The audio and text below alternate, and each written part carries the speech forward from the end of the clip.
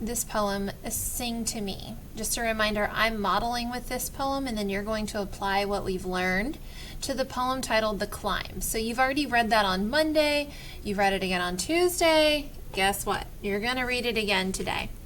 So right now we're filling out this graphic organizer that includes some questions about this poem. And these are typical questions that you might see in relation to poetry or poems that you read throughout the year. So the first one says, what is the POV? First of all, you need to know what POV stands for. That means the point of view. Now, we have talked before about the point of view. We know that this could refer to being written in first person or in third person. Now, we recently talked about first-hand and second-hand accounts, and so don't get those confused. First-hand and second-hand refers to non-fiction text, whether the person was there to experience the event or they're just giving you facts and details reporting about it in a second-hand account. So the difference here, point of view, is referring to fiction or, for example, poetry. And we're talking about first person using words like I, me, my, or third person, he, she, they. So now I'm going to look at this poem and determine the point of view. Well, I see right here in stanza number 2, I practiced and practiced all day. So the author of this poem is actually the narrator. So this poem's point of view is going to be first person. I know that because I read things like what I just gave the example of. I practiced and practiced all day. I know that our narrator is a character in this poem. It's not an outside narrator. Therefore, it's first person, not third. Let's look at the second question. Who are the main characters and what is the setting? The main characters are going to include the speaker, and we just said that is the boy who is learning to play piano. We have another character that's mentioned down here in stanza 1, 2, 3, 4, and 5. We are introduced to Mom. And we know that Mom actually plays the piano because it says here, it took months for my hands to do what I wanted. So we also want to include his mom. And then when we're talking about the setting and that's going to take place at the piano. We know that the young boy is seated at the piano, he's trying to play, and then Mom comes and joins him and she sat down on the bench next to him. So the setting is at the piano. What is the problem in this story? What problem is our narrator facing? Sometimes we call that the rising action. You might remember that from Plot Mountains that we did earlier on. Well, I know that in stanzas 1 and 2, we are introduced to the problem, and the problem is that, let me get this in the right spot, the speaker, which is the boy, faces challenges while learning to play the piano. We also learned right here, take a look at stanza 3.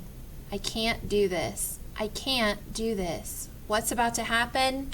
Well, he's not doing very well, and right now he wants to give up. How is the problem solved according to the narrator? So what happens later in this poem? Well, I know again that right here, Mom comes over, and I think she can relate to her son because she has played before, and she makes that statement about it took a long time for my hands to do what I wanted. She can kind of relate to her son and the experience he's having. So the problem is solved when the speaker's mom helps him learn how to play the piano. What do the characters learn according to the narrator? So now this kind of ties in to right here, this word, boys and girls. When we're talking about the theme, we're talking about the lesson that the characters learn. So these go together. So what lesson did our young boy learn? He learned that when learning a new skill, it takes time and practice. We know that right here, this kind of leads into how it's solved. She sat with me every night that week, working my fingers until their efforts made the keys sing to me too. Meaning, the way that his mom plays, when the keys just sing to her that beautiful melody, he can now do it too. So the theme in this this poem is that challenges can be overcome with hard work and patience. We might also say practice. You know that theme? We've heard it before. So again, we know that theme can apply to other text. Maybe you've heard this saying, practice makes perfect. I don't know if we would describe our piano player, our young boy, as perfect. However, we know that practice has helped him to overcome that challenge. So the last step that you're going to do today when you read The Climb is to take this information that you've just completed in this second column to write a summary. So summaries are typically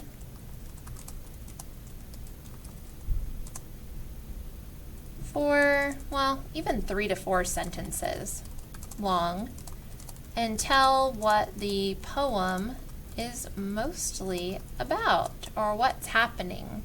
So let's think about what we've said here. In my summary, I'm probably not going to include the point of view, but I will want to mention my main characters, the speaker who's the young boy and his mom. I probably want to mention a little bit about the problem, challenges while learning to play the piano and wants to give up. I'll probably mention how it's solved. His mom helps him to play the piano.